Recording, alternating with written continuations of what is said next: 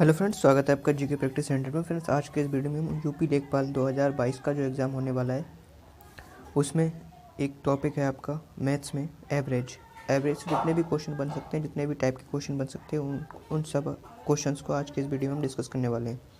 तो फ्रेंड्स, बने रहिए वीडियो पर लास्ट तक, क्योंकि आज के इस वीडियो के बाद आपका जो एवरेज का कोई भी क्वेश्चन बाहर नहीं जाएगा यूपी लेखपाल के एग्ज़ाम से। तो फ्रेंड्स, देखिए आप स्क्रीन पर आपके पहला क्वेश्चन है। एक कक्षा में 30 छात्रों का औसत जो है वो है 25 किलोग्राम। ठीक है, 30 छात्रों का औसत 25 किलोग्राम है। यदि शिक्षक का वजन शामिल किया जाता है तो औसत वजन में 2 किलोग्राम की वृद्धि होती है। तो शिक्षक का वजन जो है वो किलोग्राम में ज्ञात कीजिए। तो यहाँ पर फ्रेंड्स आपको करना क्या होता है, सिंपली आपको इसको ये भूल जाना है कि ये मैथ्स का क्वेश्चन है। इसको आप अपनी प्रैक्टिकल लाइफ में करना होता है आपको। जैसे कि मैंने अपने लास्ट वीडियो में भी बताया था कि आप मैथ्स को मैथ्स की तरह ना समझिए, बल्कि अपनी प्रैक्टिकल लाइफ में इसको लाइए, तभी आप इसको आसानी से कर सकते हैं। जैसे यहाँ पर साफ साफ बोला गया है फ्रेंड्स, 30 छात्रों का औसत वजन 25 किलोग्राम है। औसत का मतलब क्या होता है कि मतलब अगर हम सभी सबको बराबर बराबर बांटें, मतलब कुछ भी बराबर बराबर बांट दिया जाता है तो वो क्या हो जाता है, औसत हो जाता है। जैसे किसी की आयु मतलब अगर 20 साल है, एक परिवार में पिता की आयु 25 साल है मान लीजिए, और जो उनकी वाइफ है उनकी आयु मान लीजिए 23 साल है, और बच्चे की आयु अगर 1 साल है, तो 3 सदस्य हो गए। और तीनों की अगर हम एवरेज निकालें तो क्या होगा, मतलब तीनों को बराबर बराबर इन सब का योग करके आप तीनों को बराबर बराबर बांट दें तो वो क्या हो जाएगा, आपका एवरेज हो जाएगा। तो यहाँ पर ही फ्रेंड्स, यहाँ पर देख रहे हैं आपने 30 छात्र हैं, उनमें से कोई भी ऐसा हो सकता है, कोई हो सकता है 25 साल का हो, कोई हो सकता है 18 साल का हो, या कोई हो सकता है आपका 20 साल का हो। तो अगर सबकी आयु को अगर हम एक सा मान लें, एवरेज मान लें, तो वो क्या हो जाता है, 25 साल सबके बराबर के, सबके हिस्से में 25-25 साल पड़ जाती है। ठीक है, मतलब 25-25 किलोग्राम वजन की बात हो रही है। ठीक है, यहाँ पर फ्रेंड्स, तो 25-25 किलोग्राम वजन सभी के पास पड़ जाता है, मतलब 30 के पास। ठीक है, अब यहाँ पर आगे बोल रहा जा रहा है कि शिक्षक का वजन भी शामिल किया जाता है तो वो जो वजन है वो सभी का वजन 2 किलोग्राम बढ़ जाता है। मतलब पहले 25 किलोग्राम पड़ रहा था तो अब कितना हो जाता है, 27 किलोग्राम। ठीक है, तो यहाँ पर ये ध्यान रखने की बात है, कितनी हो जाती है अब जो मतलब वजन में वृद्धि है वो 2 किलोग्राम की हो जाती है, और जो टोटल वजन हो जाता है वो अब पहले 25 था तो अब 27 हो जाता है। ठीक, अब यहाँ पर पहले थे 30 छात्र, अब यहाँ पर जब एक और शिक्षक को शामिल किया जाता है तो यहाँ पर कितने हो जाएंगे, 31 हो जाएंगे। ठीक है, यानी पहले था जो वजन था हमारा 25 किलोग्राम था। ठीक है, और प्लस यहाँ पर आप देख रहे हैं 2 किलोग्राम की वृद्धि हो रही, तो कितने लोगों में होगी, 30 में नहीं होगी फ्रेंड्स, यहाँ पर 30 नहीं 31 की बात हो रही है, क्योंकि एक शिक्षक को भी वजन में शामिल किया जाता है। ठीक है, शिक्षक का वजन भी शामिल किया जाता है, तो टोटल कितने लोग हो जाएंगे, 31। अब 31 के जो वेट में 2 किलोग्राम की वृद्धि हो रही, तो मतलब टोटल कितनी वृद्धि हो गई, 31 दूनी 62। ठीक है, कितनी, 31 दूनी 62। तो यहाँ पर जो टोटल है वो कितना आ जाता है फ्रेंड्स, यहाँ पर 5 2 7 और 6 2 8। तो इस प्रकार से हमारा आंसर आपके पास आ जाएगा। तो जो शिक्षक है वो 87 किलोग्राम का है। ठीक है, क्योंकि 87 किलोग्राम है इसलिए उसका जो खुद का वजन जो एवरेज आ रहा है वो 27 आ जा रहा है, और बाकी जो उसका बचा हुआ है वो सबके मतलब सब में बढ़ जा रहा है। तो इस प्रकार से आपका जो वजन है वो 87 किलोग्राम आ जाएगा। ओके फ्रेंड्स, तो इस प्रकार से आप अपनी प्रैक्टिकल लाइफ में इसको लेते हुए आसानी से इसको सॉल्व कर सकते हैं। चलते हैं अगले क्वेश्चन देखते हैं फ्रेंड्स। यहाँ पर अगला क्वेश्चन है हमारा, 3 संख्याओं का औसत 6 है, पहले 2 संख्याओं का औसत 5 है, जबकि अंतिम 2 संख्याओं का औसत 8 है। तो 3 संख्याएं कौन कौन सी हैं ये आपको बताना है। तो यहाँ पर फ्रेंड्स देख लेते हैं, यहाँ पर आपको दे रखा है 3 संख्याओं का औसत। ठीक है, तो 3 संख्याओं का औसत कितना है, 3 का औसत कितना है, 3 का औसत जो है वो है आपका 6। ठीक है, 3 का औसत 6 है, तो फिर अगर इनका योग निकालें तो 3 का योग कितना हो जाएगा, 3 का योग। ठीक है, अगर फ्रेंड्स यहाँ वो योग की बात करें तो योग ऐसे निकलता है, जितनी संख्या दे रखी है उनके औसत से आप मल्टीप्लाई कर दें तो आपका जो योग है वो निकल जाता है। ठीक है, तो यहाँ पर 18 हो गया। तो इसी प्रकार से अगर हम पहले 2 का औसत है 5, तो पहले 2 का योग निकाल ले रहे हैं, पहले 2 का योग, पहले 2 का योग कितना आ जाएगा, पहले 2 का जो औसत है वो 5 है, तो 5 दूनी 10। ठीक है, 5 दूनी 10, और फिर आखिरी यानी अंतिम 2 का योग अगर देखें हम तो अंतिम 2 का औसत है 8 और संख्याएं 2, तो 8 दूनी 16। ठीक है, तो इस प्रकार से आ जाएगा। अगर हम अब इन चारों का योग निकालें तो 4 इन चारों का, ठीक है। तो चारों का योग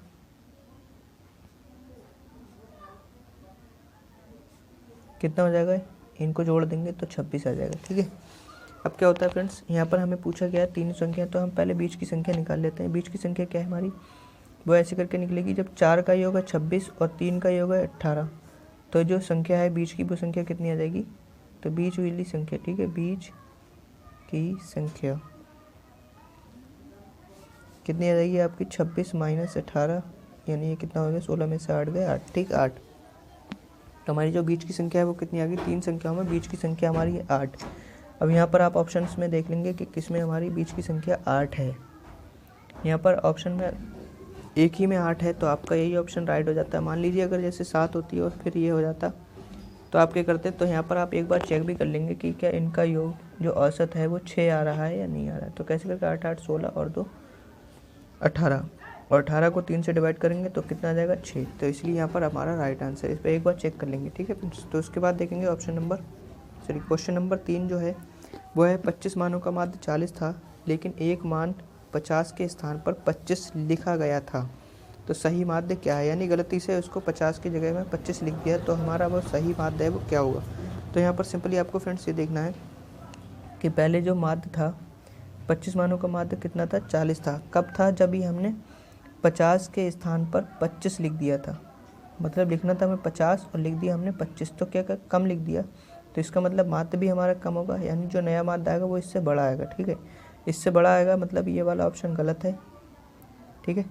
अब इससे बड़ा वाला देखेंगे, यहाँ पर इससे बड़ा कितना बड़ा होगा ये देखेंगे। अब यहाँ पर पहले देखेंगे अंतर इसमें कितना कितना है, 50 की जगह 25 लिख दिया, यानी 25 का अंतर आ गया।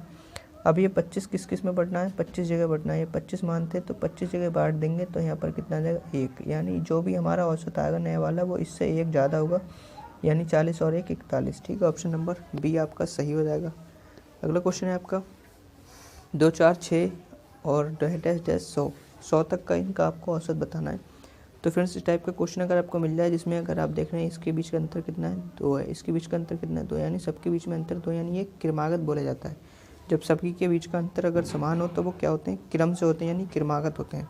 तो अगर आपको क्रमागत संख्याएं मिल जाएं तो आप सिंपली क्या करेंगे, पहला और लास्ट दोनों को जोड़ देंगे,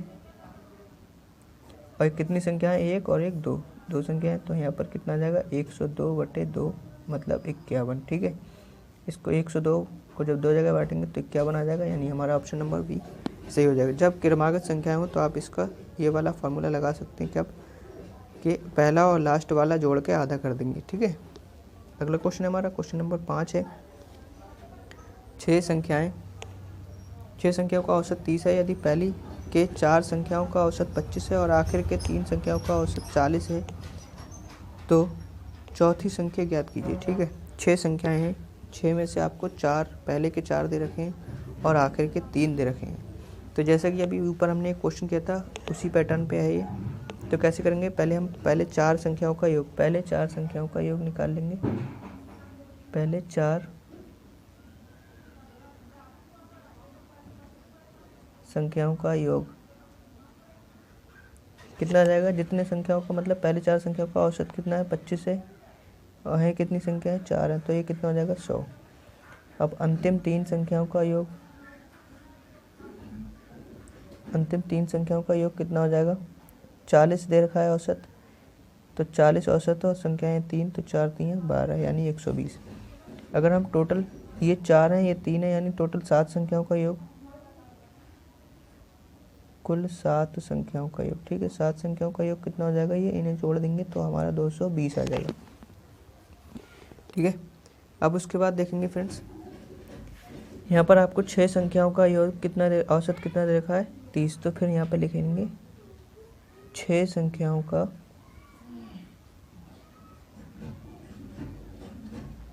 योग कितना हो जाएगा, यहाँ पर 6 का जो औसत है वो 30 है और संख्याएं 6, यानी कितना आ जाएगा 180, ठीक है। 6 3 18 यानी 180।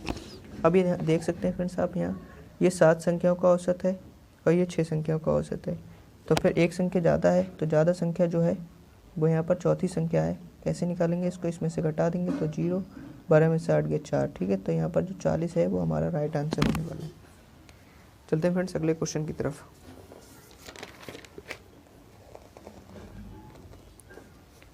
अगला क्वेश्चन है फ्रेंड्स,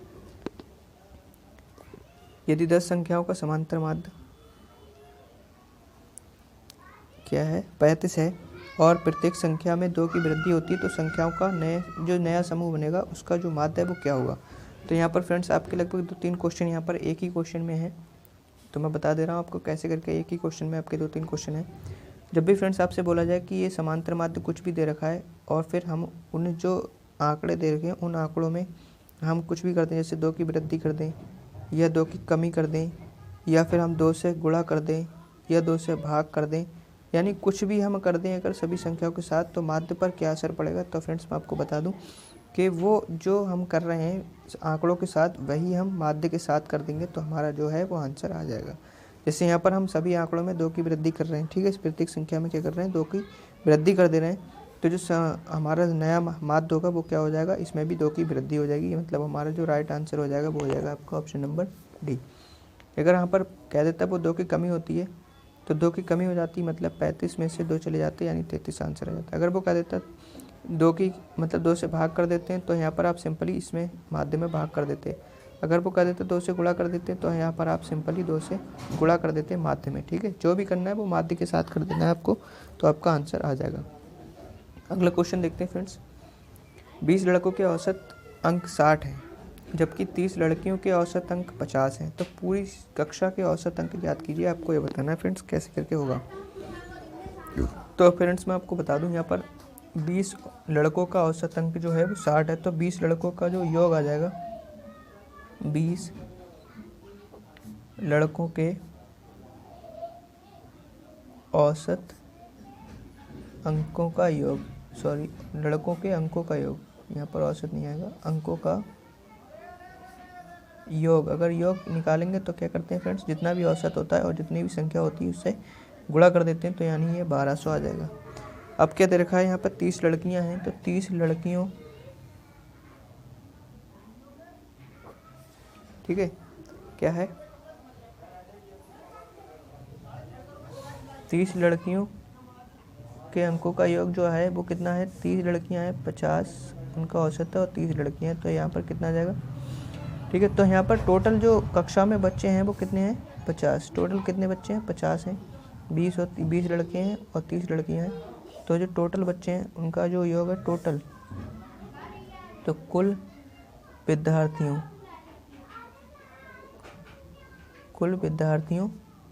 के अंकों का योग अगर निकाल लेंगे तो इन्हें जोड़ देंगे, ठीक है, ये आ गया।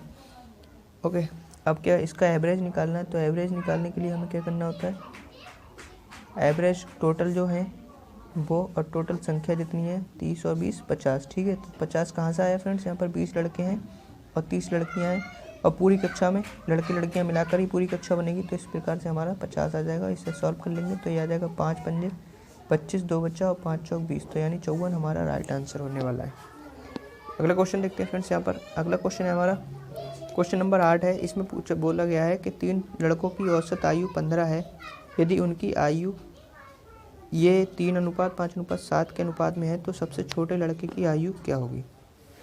तो यहाँ पर सिंपली आपको मान लेना है फ्रेंड्स, यहाँ पर ये रेशियो दे रखा है, आप इसको थोड़ी देर के लिए क्या मान ले, इसी को आप आयु मान लें। जैसे मान लीजिए पहले लड़की की आयु 3 है, दूसरे की 5 है और तीसरे की 7 है, तो यहाँ पर अगर हम इनका औसत निकालेंगे तो 7 5 12 और 3 15 है, ठीक है, 15 और है कितने 3 है, तो इसका जो एवरेज आ जाएगा वो कितना आ जाएगा हमारा 5।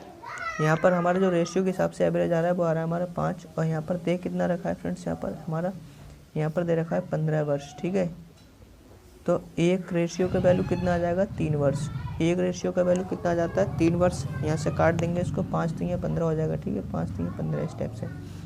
अब पूछा क्या गया सबसे छोटे लड़के की आयु कितनी है 3 है, तो 3 रेशियो की वैल्यू कितनी आ जाएगी 3 3 9 वर्ष, ठीक है। यहाँ पर 3 से मल्टीप्लाई, यहाँ पर 3 से मल्टीप्लाई यानी 9 वर्ष। नेक्स्ट क्वेश्चन है फ्रेंड्स हमारा, यदि m m+2 m+4 और 2m+4 का जो औसत है वो 20 है तो m का वैल्यू क्या होगा, आपको ये बताना है। तो यहाँ पर फ्रेंड्स आपको जो औसत है सिंपली क्या होता है, कुल संख्याओं का योग बटे कुल संख्याओं की संख्या, ठीक है। तो यहाँ पर बताना है आपको, तो इन सबको पहले तो जोड़ दें आप, तो इनको आप जोड़ेंगे तो कितना हो जाएगा 1 2 3 और 2 5 यानी 5m, यहाँ m जोड़े हमने, 1m ये है, 1m ये 2 3 और 2 एम ही है, तो 2 3 5 एम प्लस 2 4 6 और 4 10, ठीक है। और कितने आंकड़े हैं, 1 2 3 4 आंकड़े हैं और इनका औसत कितना है, 20 है। ये हमने एवरेज निकाल लिया इधर और ये एवरेज है, बराबर कर दिए दोनों को। उसके बाद क्या करेंगे, इसे सॉल्व कर लेंगे। सॉल्व करने के लिए हम यहाँ पर क्रॉस मल्टीप्लाई कर देंगे ऐसे करके, ठीक है। तो इसकी मल्टीप्लाई इससे करी तो ये आ गया, फिर 20 चौक 80 हो जाएगा, ठीक है। 20 चौक 80, जब इसकी मल्टीप्लाई इससे कर देंगे फिर 5 एम बराबर हो जाएगा 80 माइनस 10, यानी 5 एम बराबर आ गया 70। और फिर 5 एम बराबर है 70, यहाँ पर लिख देते हैं एक बार। फिर एम बराबर आ जाएगा 70/5, यानी एम बराबर आ गया 14, ठीक है। कैसे आया, 5 एकम 5 और बच्चे 2 हो गया 20 और 5 चौक 20, ठीक है। यहाँ पर ऑप्शन नंबर बी आपका राइट आंसर है। अगला क्वेश्चन देखते हैं फ्रेंड्स।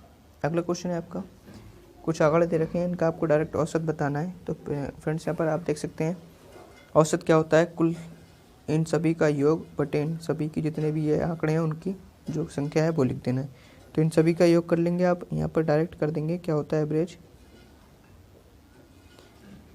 7 और 1 8, 8 8 16, 16 5 21 और 4 25, 2 बचे, 2 और 1 3, 3 4, 7 7 2 9, 9 7 16, 16 5 21, ठीक है। ये आ गया। अब यहाँ कितने, 1 2 3 4 5, 5 है तो नीचे 5 लिख देंगे। उसके बाद इसे काट देंगे, 5 चौक 20 हो गया, 1 बचा, 5 3 15, यानी 43। तो हमारा जो राइट आंसर है वो है ऑप्शन नंबर सी। तो फ्रेंड्स अगर वीडियो अच्छा लगा तो प्लीज़ वीडियो को लाइक कर दें। मिलते हैं अगली वीडियो में, तब तक के लिए धन्यवाद।